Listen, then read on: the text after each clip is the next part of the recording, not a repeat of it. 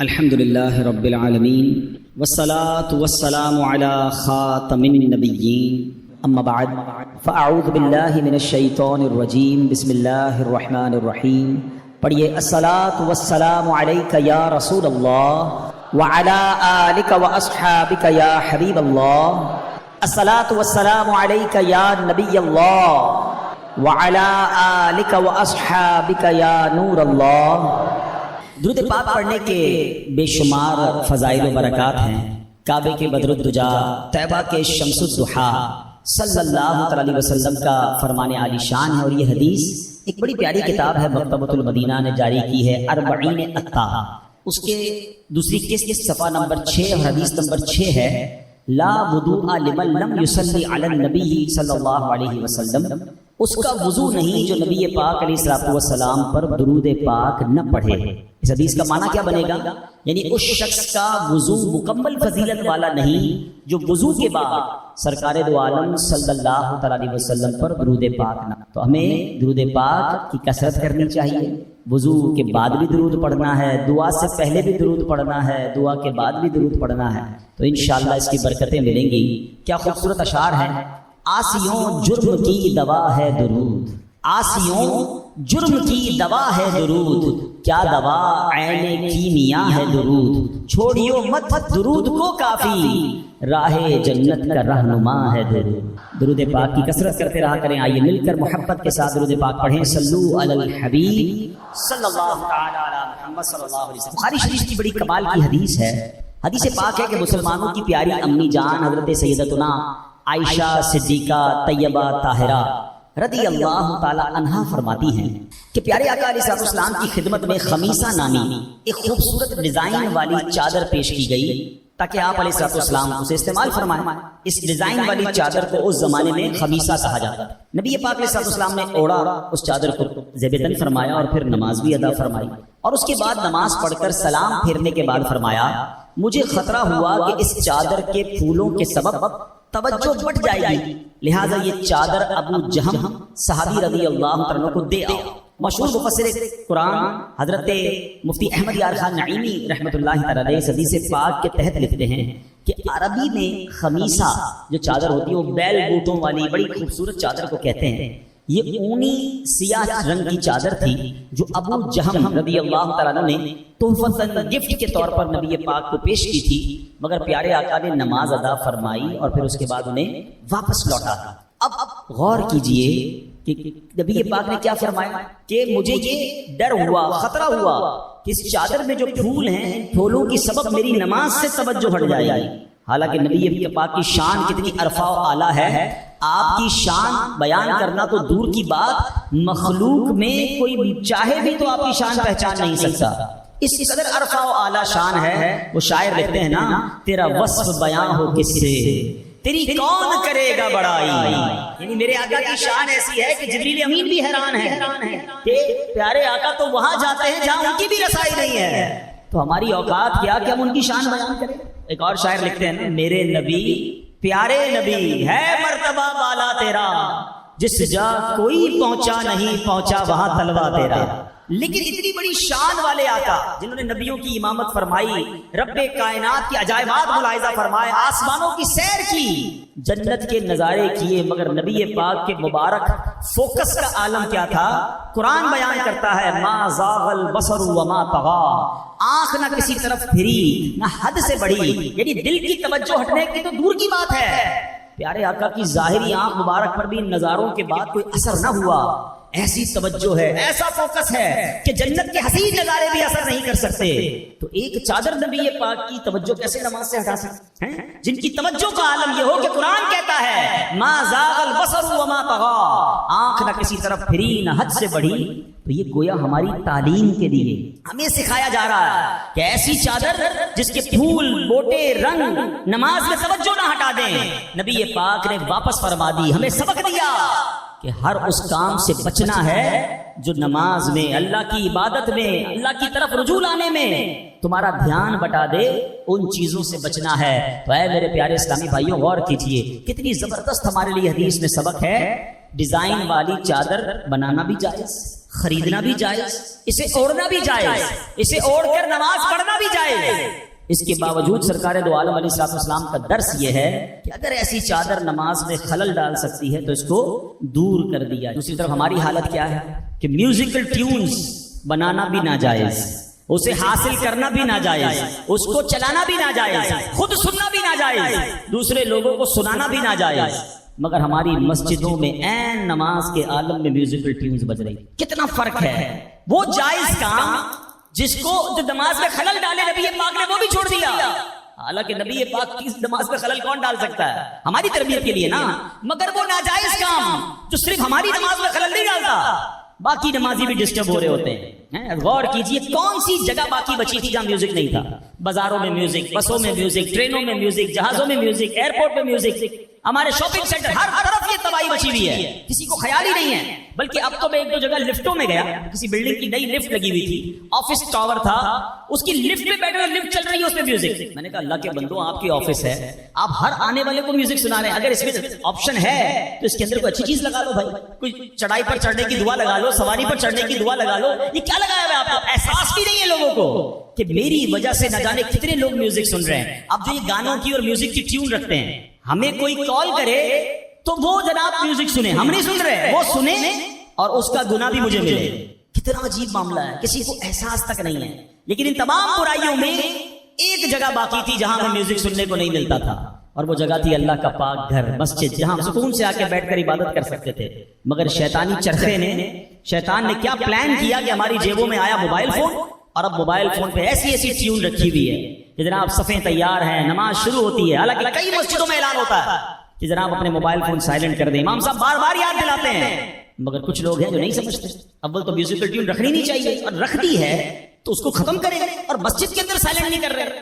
آپ سوچیں کتنا نماز میں ہم خلل ڈالتے ہیں۔ اب شرعی مسئلہ بھی سن لیں کہ اگر کسی کے موبائل میں میوزیکل ٹیون ہے اور وہ موبائل بج پڑا، اب اس کو لگتا ہے کہ یار بند نہیں ہو رہا مجھ سے، عمل قلیل کر کے نہیں بند ہو رہا، یعنی ایک ہاتھ کے اشارے سے بند نہیں ہو رہا، تو اب اس پر حکم یہ ہے کہ وہ اپنی نماز توڑے، پہلے وہ میوزیکل ٹیون بند کرے، اپنے موبائل کو سائلنٹ کرے، پھر نماز میں شامل ہو۔ ایسا نہیں کہ نماز وہ پوری پڑھی جا رہا ہے اور پوری مسجد گونج رہی ہے میوزک سے، کتنے لوگوں کی نماز خراب ہوتی ہے۔ تو کاش یہ بات سمجھ آ جائے کہ ہر وہ چیز جو اللہ کریم کی یاد میں خلل ڈالنے والی ہو۔ پتہ ہے علماء کرام یہ بھی کہتے ہیں ایسی جا نماز، آج کل بڑی رنگ روپ بوٹے والی اور عجیب عجیب ڈیزائنوں والی جا نمازیں ہم کو پسند آتی ہیں، وہ جا نماز کہ آپ سجدہ کر رہے ہیں اور پتہ چلا اس کے فگرز نہیں کھوئے ہوئے ہیں کہ یہ کیا بن رہا ہے، یہ کیا بن رہا ہے، یہ پھول کون سے رنگ کا ہے، یہ فلاں کون سے رنگ کا ہے، آپ تو پھر اسی میں کھو گئے، نماز کیسے ہوگی؟ ہر وہ چیز جو اللہ کی یاد سے، عبادت سے غافل کرے، خلل ڈالے، ہمیں اس کو اپنے آپ سے۔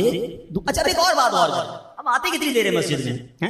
اول تو اذان ہو گئی، لوگ کہتے ہیں بیٹھو ابھی تو 15 منٹ باقی ہے، پھر نماز کے لیے اعلان ہوتا ہے کہ میں 5 منٹ رہ گئے ہیں، یا کوئی درود پاک پڑھتے ہیں مسجدوں میں تاکہ اندازہ ہو جائے کہ ہم 2-4 منٹ رہ گئے، پھر بھی مسجد گھر سے نہیں نکلتے، آفس سے نہیں نکلتے۔ کچھ لوگ جناب جماعت کھڑی ہونے کے بعد آتے ہیں، کچھ آخری رکعت میں آتے ہیں، جیسی نماز ختم ہوتی ہے واپس جاتے ہیں، یعنی آنا بھی 10 منٹ کے لیے مشکل سے 15 منٹ کے لیے، اس 10-15 منٹ میں بھی دھیان کہیں اور ہے، خلل کہیں اور ہے، میوزیکل ٹیون بج رہی ہے۔ اب سوچے تو صحیح کر کیا رہے ہیں؟ اللہ کرے کہ مسجد میں زیادہ وقت گزاریں اور با ادب طریقے سے گزاریں، اور اپنی گھر میں بھی نماز اگر پڑھ رہے ہیں، قرآن پڑھ رہے ہیں، ان چیزوں سے دور رہیں جو چیزیں آپ کو اللہ کی طرف لو نہیں لگانے دے رہی، آپ کے فوکس کو، آپ کی توجہ کو ڈسٹرب کر رہی ہیں۔ حضرت ابو طلحہ انصاری رضی اللہ عنہ، کمال کے صحابی، ان کے بہت سارے پیارے پیارے واقعات ہیں۔ ان کے پاس ایک باغ تھا، ایک باغ کے مالک تھے اور نماز ادا کر رہے تھے، اور یہ نفل نمازی ہوگی کیونکہ فرض نماز تو نارملی صحابہ نبی پاک کے پاس مسجد نبوی شریف میں آ کے ادا کرتے تھے۔ تو باغ میں نماز پڑھ رہے تھے، اچانک خاکی رنگ کا کبوتر باغ میں اڑا اور کہیں باہر نکلنے کا راستہ تلاش کرنے لگا، کبھی ادھر اڑتا کبھی ادھر اڑتا، بڑا حسین منظر تھا۔ آپ کی توجہ کبوتر کی طرف چلی گئی، نفل پڑھتے پڑھتے توجہ اس کبوتر کی طرف گئی، بڑا حسین نظارہ تھا، مگر جب توجہ بٹی نا تو آپ رکعتیں بھول گئے کہ کتنی رکعتیں میری ہوئی۔ نماز سے فارغ ہوئے، خود پرندہ نہیں اڑایا تھا، ان کا جذبہ دیکھیں، انہوں نے پرندہ نہیں اڑایا تھا، ان کی توجہ ہٹنے میں ان کا کوئی قصور بھی نہیں تھا، مگر باغ آپ کا تھا۔ آپ نے سوچا اگر یہ باغ نہ ہوتا تو میں باغ میں نماز پڑھی ہے تو پرندہ آیا تو اس نے میری توجہ بٹا دی۔ سرکار علیہ السلام کی بارگاہ میں حاضر ہو کر کہتے ہیں حضور اس باغ کی وجہ سے میری توجہ نماز سے ہٹ گئی، میں اپنی رکعتیں بھول گیا، میں پورا باغ ہی اللہ کی راہ میں صدقہ کرتا۔ کمال لوگ تھے، کتنی نماز سے پیار، کتنا عبادت سے پیار، ہر وہ چیز جو اللہ کی بارگاہ میں حاضری میں توجہ بٹائے اس سے وہ دور رہتے تھے۔ اور آج ہمارا حال کیا ہے؟ ہم اگر مثال کے طور پہ اگر آج جس نے عشاء کی نماز باجماعت پڑھی ہے اپنے آپ سے پوچھ لیں، مجھے جواب نہ دیں امام صاحب نے پہلی رکعت میں کون سی تلاوت کی تھی، دوسری رکعت میں کیا تلاوت کیا، آپ کو اندازہ ہو جائے گا ہماری توجہ کا عالم کیا ہے۔ آپ کہیں گے حضرت یہ تو 1 گھنٹہ ہو گیا جماعت کو، چلیں کل کر لیجیے گا ٹیسٹ، مغرب کے بعد اپنے آپ سلام پھیرتے ہی پوچھ لیجیے گا، عشاء میں سلام پھیرتے ہی پوچھ لیجیے گا اپنے آپ سے، آپ کو اندازہ ہو جائے گا ہم کہیں اور ہی ہوتے ہیں۔ وہ چٹکلا ہے نا، ایک تاجر تھے، کاروباری شخص تھے، اور عشاء کی نماز بڑی پابندی سے جماعت سے پڑھتے تھے۔ تو ایک دن جماعت نکل گئی، آئے تو بڑے افسردہ، آنکھوں میں آنسو، لوگوں نے کہا اتنے غمزدہ ہو رہے ہیں، چلیں کوئی بات نہیں، کل عشاء کی جماعت سے نماز پڑھ لیجیے۔ کہتے ہیں اس لیے غم نہیں ہے کہ عشاء کی جماعت چلی گئی، معاملہ یہ ہے پورے دن کام کاج کر کے جب عشاء کی جماعت میں آتا تھا نا، امام صاحب 4 رکعتیں پڑھاتے تھے، میں پورے دن کا دکان کا حساب جو ہے وہ نماز میں کر لیتا تھا۔ آج امام صاحب نے خود اپنی نماز پڑھ لی ہے، مجھے اپنی پڑھنی پڑے گی، حساب کے لیے الگ ٹائم نکالنا پڑے۔ تو ہم میں سے بہت سو کا یہ حال ہو، اور ہمارے اسلاف وہ باغ صدقہ کر دیا جو باغ نماز میں خلل کا سبب۔ غور کریں میرے پیارے اسلامی بھائیوں، قرآن مجید فرقان حمید میں رب ارشاد فرماتا ہے وَاذْكُرِ اسْمَ رَبِّكَ، اور اپنے رب کا نام یاد کرو، یعنی اے حبیب علیہ الصلوۃ والسلام آپ رات اور دن کے تمام اوقات میں رب کا نام یاد کرتے رہیں، چاہے وہ تسبیح اور کلمہ طیبہ پڑھنے سے ہو، نماز ادا کرنے سے، قرآن پاک کی تلاوت کرنے اور علم کا درس دینے کے ساتھ ہو۔ مزید قرآن میں رب نے فرمایا وَتَبَتَّلْ إِلَيْهِ تَبْتِيلًا، اور سب سے ٹوٹ کر اسی کے بنے رہو، یعنی اللہ پاک کی عبادت ایسی ہو کہ اس کے سوا کسی کی یاد دل میں نہ ہو، دل دنیا کے تعلقات اس وقت ختم ہو جائیں، میں رب کی بارگاہ میں حاضر ہو جاؤں۔ کاش ہمیں یہ سعادت مل جائے، اتنی سی اللہ پاک کی محبت تو دل میں آ جائے کہ کم از کم جب سجدہ کریں تو سجدے میں دل یاد الہی میں ڈوبا ہوا ہو، اس کے سوا کسی کی طرف توجہ نہ ہو۔ ایک بار مولا علی شیر خدا کرم اللہ تعالی وجہ الکریم سے امام حسن مجتبیٰ نے بڑا کمال کا سوال کیا، آپ کے صاحبزادے ہیں نا، نبی پاک کے نواسے ہیں، کہتے ہیں اے بابا جان یہ تو بتائیے کہ آپ مجھ سے محبت کرتے ہیں؟ مولا علی نے کہا جی بیٹا میں آپ سے محبت کرتا ہوں۔ کہا آپ حسین سے بھی محبت کرتے ہیں رضی اللہ تعالیٰ؟ کہا میں حسین سے بھی محبت کرتا ہوں۔ بابا جان کیا آپ ہماری امی جان سے بھی محبت کرتے ہیں؟ ان سے بھی محبت۔ کیا ہمارے نانا جان پیارے آقا علیہ السلام سے بھی محبت کرتے ہیں؟ ان سے بھی محبت۔ اللہ سے بھی محبت کرتے ہیں؟ اللہ سے بھی محبت۔ امام حسن بچے تھے، چھوٹی عمر میں تھے، کہتے ہیں ایک دل میں اتنی ساری محبتیں کیسے آ گئی؟ آپ تو سب سے محبت کرتے ہیں۔ تو مولا علی تو پھر مولا علی ہے نا، آپ کے علم کا عالم کیا ہے؟ نبی پاک فرماتے میں علم کا شہر ہوں، علی اس کا دروازہ۔ کیا جواب دیا؟ آپ فرماتے محبت تو سب سے کرتا ہوں مگر تم دیکھتے نہیں، جب نماز کا وقت آتا ہے تو سب کو چھوڑ کر ایک ہی بارگاہ میں حاضر ہو جاتا ہوں۔ ہاں یہ توحید کا بھی درس ہے۔ آپ فرماتے ہیں اصل محبت تو اللہ سے کرتا ہوں اور اللہ کی وجہ سے باقی سب سے محبت کرتا ہے۔ ہماری دنیا کی جتنی محبت ہے نا وہ اللہ کے لیے ہونی چاہیے۔ اللہ والوں سے محبت اللہ کی محبت ہے، اللہ کے نبیوں سے محبت ایکچولی یہ رب سے محبت ہے، صحابہ اور اہل بیت سے محبت کیونکہ یہ اللہ والے ہیں اس لیے محبت ہے۔ ایک انسان اپنے بیوی بچوں سے پیار کرتا ہے اس لیے کہ میرے اپنے ہیں، مجھے اچھے لگتے ہیں، شاید اس کا ثواب ملے نہ ملے، لیکن اگر یہ نیت ہو میرے رب کا حکم ہے اپنے گھر والوں سے محبت سے پیش آنا ہے، صلہ رحمی مجھے میرا دین سکھاتا ہے، اب اللہ کی محبت کی وجہ سے میں اپنے بچوں سے پیار کروں، اپنے گھر والوں سے پیار کروں، اپنے والدین کا ادب کروں کہ میرے رب نے فرمایا ہے والدین کا ادب کروں گا تو ثواب ملے گا، بچوں سے پیار کروں گا تو ثواب ملے گا، دوستوں مسلمانوں کے ساتھ اچھا برتاؤ کروں گا تو ثواب ملے گا۔ وہ کہتے ہیں الحب فی اللہ والبغض فی اللہ، میری محبت بھی اللہ کے لیے ہو اور اگر کسی سے دشمنی ہے تو ذاتی دشمنی نہ ہو، میری دشمنی بھی اللہ کے لیے ہو کہ جو اللہ کا گستاخ، جو نبی پاک کا گستاخ، جو انبیاء صحابہ اور اہل بیت سے محبت نہیں رکھتا وہ میرا دوست کیسے ہو سکتا ہے؟ تو اے میرے پیارے اسلامی بھائیوں اصل محبت رب سے کرنی ہے، اور جب اللہ کی بارگاہ میں حاضر ہونا ہے تو اب دل و دماغ خالی ہونا چاہیے، اب توجہ رب کی طرف ہونی چاہیے۔ اللہ کرے کہ عبادتوں میں ایسی توجہ نصیب ہو جائے، مگر آج کے دور میں سب سے بڑی توجہ ڈسٹرب کرنے والی چیز، پہلے زمانے میں اور بہت ساری چیزیں تھی لیکن آج کے دور میں دیکھا جائے تو سب سے بڑی توجہ ڈسٹرب کر رہی ہے وہ سوشل میڈیا۔ جس طرح سوشل میڈیا نے ہمیں ڈسٹریکٹ کر دیا، ہمارے خیالات ہی کہیں اور چلے گئے، ذہن و دماغ لوگوں کے معاف ہو گئے ہیں، سارا دن موبائل پر بیٹھے ہیں، کبھی یوٹیوب ہے، کبھی فیس بک ہے، کبھی انسٹاگرام ہے، پتہ نہیں کون کون سی ریلز اور ویڈیو میں کسی کو موبائل دے دو، انٹرنیٹ دے دو، اس کو کمرے میں بند کر دو، اس کو نہ کھانے کا ہوش رہے گا، نہ پینے کا ہوش رہے گا، نہ سوتے لو، نیندیں کم ہو گئی لوگوں کی، اب جو سو نہیں رہا ٹائم پہ اور رات رات بھر موبائل پر ہے اس کی آنکھیں کمزور، اس کا ذہن کمزور، اس کی کریٹیوٹی کمزور ہو رہی ہے، اور عبادت سے دوری کا عالم یہ ہے کہ نماز میں بھی موبائل پر دھیان ہے، عبادت میں بھی موبائل پر دھیان ہے، ہر نماز کے بعد چیک کرنا ہے موبائل پر کیا آ رہا ہے۔ اللہ اکبر، ذرا غور کریں اس ایک آلے نے ہمیں اللہ سے عبادت سے کتنا دور کر دیا، گناہوں کے سمندر میں لوگ غرق ہوتے جا رہے ہیں اور کسی کو احساس نہیں ہے. آپ ایک اور سائنٹیفکلی بات سمجھیے گا. آج دنیا میں ایک جو کہیں گے ٹرمینالوجی، ایک اصطلاح بتائی جا رہی ہے، پاپ کارن برین. پاپ کارن برین اس کو کہتے ہیں. کبھی آپ نے یہ پاپ کارن سمجھتے کیا کہتے ہیں اردو میں؟ ہم بچے تو ہماری یہاں زبان پھلے کہتے ہیں، پاپ کارن ہی کہتے ہیں. سمجھتے ہیں نا پاپ کارن کس کو کہتے ہیں؟ مکئی جو بچے پھلا کے کھاتے ہیں نا، جس کو تھوڑا سا پکائیں تو پھول جاتی ہے. تو جب یہ پاپ کارن ہوتا ہے نا تو آپ نے دیکھا ہوگا یہ اچھل رہا ہوتا ہے. جب یہ پکتا ہے تو یہ اچھلتا ہے.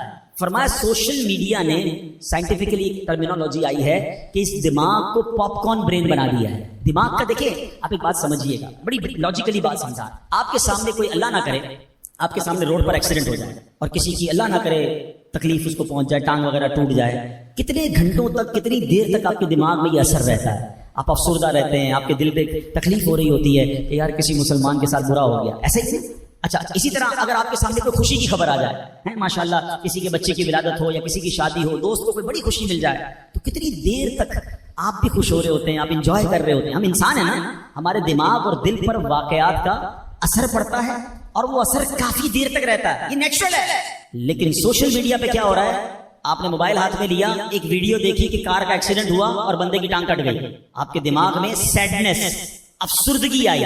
اگلے ہی لمحے آپ نے کلک کیا، ایک اور ویڈیو آئی جس میں کوئی خوشی کی بات آ رہی ہے، کوئی ہنسنے کی بات آ رہی ہے. اگلے ہی سیکنڈ اب آپ کا دماغ خوشی کی خبر دیکھ رہا ہے. اب آپ نے ویڈیو اوپر کی، پھر کوئی غم کی خبر ہے، پھر کوئی تکلیف کی خبر ہے، پھر کوئی ٹینشن کی خبر ہے، پھر اوپر گئے تو کوئی ہنسنے کی بات ہو رہی ہے. یہ دماغ اتنا تیزی سے تاثرات چینج نہیں کر سکتا جتنی تیزی سے سوشل میڈیا ہمیں گھما رہا ہے. اور اس کی وجہ سے ہمارے دماغ کے اندر اب سوچنے سمجھنے کی، کریٹیوٹی کی صلاحیت ختم ہوتی جا رہی ہے. اس قدر اپنے آپ کو اس میں غرق نہ کریں.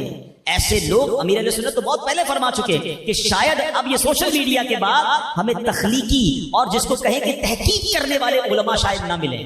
جو بھی دماغ کا کام ہوتا ہے نا وہ سکون مانگتا ہے. کریٹیوٹی کے تمام کام آپ کا فوکس مانگتے ہیں کہ آپ اگر پڑھ رہے ہیں، مطالعہ کر رہے ہیں، تحقیق کر رہے ہیں کسی بھی فیلڈ میں، جو انجینئرز ہیں، جو ڈاکٹرز ہیں، جو جناب کسی چیز کی ریسرچ کر رہے ہیں، ان کو فوکس حاصل نہیں ہے، ان کا دماغ گھوم رہا ہے، کبھی بھی کچھ نہیں کر سکیں گے. اور یہ ہم سب اس میں مبتلا ہوتے جا رہے ہیں. عبادت سے بھی دور ہو رہے ہیں، اپنے صحت کو بھی برباد کر رہے ہیں، اپنے دل و دماغ کو ڈسٹرب کر رہے ہیں. میرے پیارے اسلامی بھائیوں، مسلمان ہیں اور مسلمان کے لیے ضروری ہے کہ وہ عبادت کے لیے اپنے آپ کو الگ کرے. اللہ نے قرآن مجید میں ارشاد فرمایا، وَمَا خَلَقْتُ الْجِنَّ وَالْإِنسَ إِلَّا لِيَعْبُدُونَ. ہم نے نہیں بنایا انسان اور جنات کو مگر اپنی عبادت کے لیے. مگر اب عبادت کے لیے ٹائم کس کے پاس ہے؟ اب دیکھیں چھوٹے چھوٹے بچے پہلے مسجدوں میں آتے تھے، پہلے محفلوں میں آتے تھے، پہلے اجتماعات میں آتے تھے. اب وہ بچے بہت کم نظر آتے ہیں. کہاں ہیں؟ ماں باپ نے موبائل فون دلا دیا، وہ گھر میں بیٹھے ہیں. میں آپ کو ایک اور عجیب بات بتاتا ہوں. میں نے خود ریسرچ کی ایک بار. جو لوگ ماشاءاللہ مکے مدینے گئے، اللہ بار بار آپ کو حاضری عطا فرمائے. آج سے 10 سال پہلے جو مدینے شریف گئے ان سے پوچھیں، خاص طور پہ رمضان شریف میں جب آپ مدینے جاتے تھے نا تو چھوٹے چھوٹے بچے پیروں سے لپٹ جاتے تھے، ریکویسٹ کرتے تھے کہ حضرت ہمارے دسترخوان پر آ جائیں، پلیز ہمارے دسترخوان پر آ جائیں. اتنا پیار سے وہ بلاتے تھے کہ بندہ افطار کے لیے ان کو منع نہیں کر سکتا تھا اور ان کے دسترخوان پر چلا جاتا. میں 4 سال پرانی بات بتا رہا ہوں. میں ایک بار مدینے شریف میں تھا، میں نے اسلامی بھائیوں سے کہا یار وہ بچے کدھر گئے؟ اب بڑے لوگ تو بلاتے ہیں، بچے نظر نہیں آتے. مسجد نبوی شریف میں جو عرب لوگوں کے بچے آتے تھے، ہمارے بڑی ریکویسٹ، بڑی پیار سے ہمیں کہتے تھے. تو غور کیا تو بچے تو ہیں مگر کسی کونے میں موبائل کے ساتھ بیٹھے ہوئے ہیں. یعنی آہستہ آہستہ بچے ان عبادتوں سے، ان ایکٹیویٹیز سے کیوں دور ہو رہے ہیں کہ سارے کے سارے ان چیزوں میں مبتلا ہوتے جائیں. ہم جو کرتے جا رہے ہیں ایسا نہ ہو کہ ہم وہاں پہنچ جائیں کہ جس کے بعد ہم اپنی جنریشن کو واپس مسجد اور عبادتوں کی طرف نہ لا سکیں. ہمیں یہ سوچنا ہوگا. یہ میں مانتا ہوں کہ سوشل میڈیا کے بڑے فائدے ہیں. اس سے جناب کمیونیکیشن بڑا آسان ہو گیا ہے. اپنے گھر والوں سے، اپنے رشتہ داروں سے بندہ بات کر لیتا ہے، خیر خیریت دریافت ہو جاتی ہے. تو علم دین سیکھنا چاہے تو بڑی آسانی سے کتابیں ڈاؤن لوڈ ہو جاتی ہیں. انٹرنیٹ کے ذریعے آپ اجتماع دیکھ سکتے ہیں. یہ پازیٹیو یوز ہے کہ ہم ایک سبحانی مسجد کے اجتماع میں جہاں 500,000 لوگ بیان سنیں گے، سوشل میڈیا کے ذریعے انشاءاللہ امید ہے ہزاروں لاکھوں لوگ سن لیں گے، سب تک نیکی کی دعوت پہنچے گی. مگر پرابلم یہ ہے کہ سوشل میڈیا کا پازیٹیو یوز بہت تھوڑا ہے اور اس کا نیگیٹو یوز بہت زیادہ ہے. اس کا منفی جو استعمال ہے وہ اتنا زیادہ ہے کہ بندہ حیران ہو جاتا ہے کہ اس دریا میں پیر رکھے کہ نہ رکھے. میں یہاں تو مشورہ دوں گا، اگر آپ میں سے کوئی سوشل میڈیا استعمال نہیں کرتا نہ کریں، کیونکہ یہ وہ دریا ہے، یہ وہ کیچڑ ہے جس سے اپنا دامن بچانا بڑا مشکل ہو گیا ہے اور گناہوں کا ایک سمندر ہے کہ بندہ اس میں مبتلا ہوتا چلا جاتا ہے. اے میرے پیارے اسلامی بھائیوں، اب ایک اور سوشل میڈیا میں جیسے میں نے کہا نا کہ غفلت کا بڑا سبب ہے. قرآن مجید میں اللہ رب العالمین نے سب انسانوں سے ایک سوال کی، بہت فکر انگیز اور کمال کا سوچنے لائق سوال ہے. رب فرما رہا ہے، اللہ کی طرف سے یہ کوسچن ہم سب کے لیے قرآن میں موجود ہے.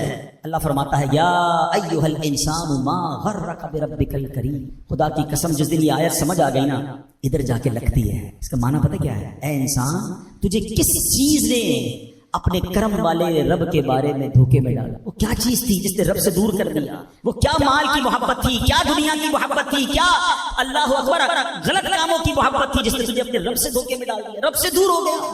یا ایھا الانسان ما غرک بربک الکریم، اللہ قرآن میں پوچھ رہا ہے اے انسان تجھے کس چیز نے اپنے کرم والے رب کے بارے میں دھوکے میں ڈال دیا؟ یہ سوال مجھ سے بھی ہے، آپ سے بھی، زید، عمر، بکر وغیرہ سب سے ہے. سب کے لحاظ سے اس کا جواب مختلف ہوگا.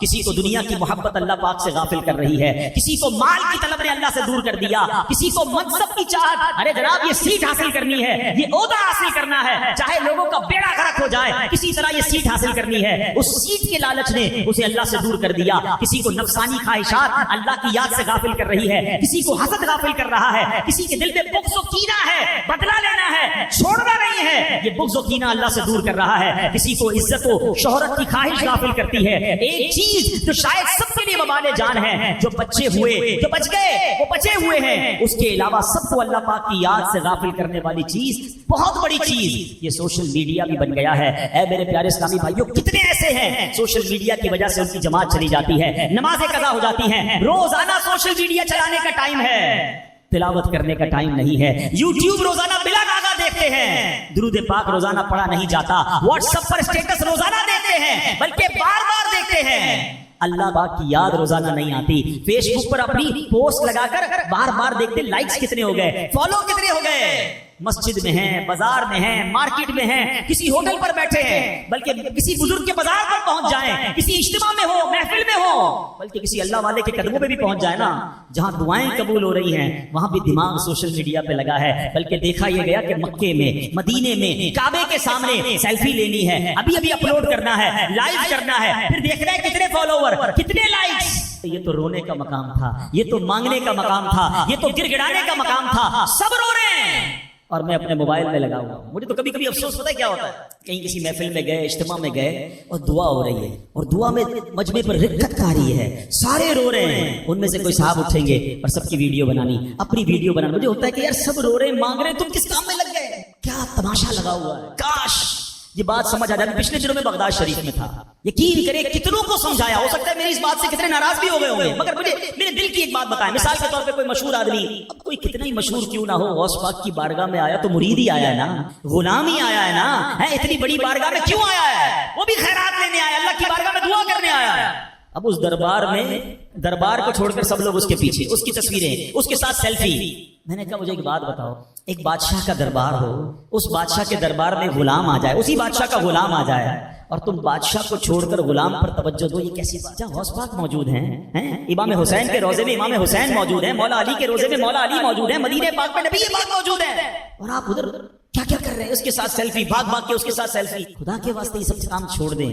وہ بھی ایک غلام ہے جو اپنے آقا کی بارگاہ میں آیا ہے، اس کو اپنی حاضری دینے دیں. آپ اپنی حاضری دیں. یہ مقام ان چیزوں کے نہیں ہے، یہ قبولیت کی گھڑیاں ہوا کرتی ہیں. مگر اس سوشل میڈیا نے دماغ کو چینج کر دیا. آپ یقین کریں، آپ علماء سے پوچھیں، علماء کرام کے پاس، نیک لوگوں کے پاس پہلے لوگ آ کر کیا کہتے تھے؟ حضرت دعا کر دیں، مغفرت کی دعا کر دیں، حضرت ہمارا یہ مسئلہ ہے دعا کر دیں. آپ یقین کریں ہم 90% لوگ دعا نہیں کراتے. حضرت ایک سیلفی لے، ختم، دعا کی کوئی ضرورت نہیں ہے، ہمیں بس سیلفی چاہیے آپ کے ساتھ. ہمارا فوکس چینج ہو گیا ہے. یہ مسکرانے کی، ہنسنے کی بات نہیں ہے، یہ افسردگی کی بات ہے کہ ہم چینج ہوتے جا رہے ہیں. اور آج ہم چینج ہوئے، ہمارے بچوں کا آگے والی نسلوں میں کیا حال ہوگا؟ قرآن کہہ رہا ہے، رب فرما رہا ہے، میرے بندے، انسانوں، تمہیں کس چیز نے دور کر دیا؟ دھوکے میں ڈال دیا کرم والے رب سے. ہم دیکھیں ہماری کتنی ایسی عادتیں ہیں جو آہستہ آہستہ ہمیں رب سے دور کر رہے ہیں. میں دعوت اسلامی والوں سے ذرا بات کر رہا ہوں، میں اپنے آپ سے بھی بات کر رہا ہوں. جب ہم نئے نئے ماحول میں آئے تھے نا، ہماری نوافل نماز کے ساتھ نفلیں بھی پڑھتے تھے، تہجد میں بھی اٹھتے تھے، اشراق چاش بھی تھا، رات کو اکیلے میں بیٹھ کے روتے تھے.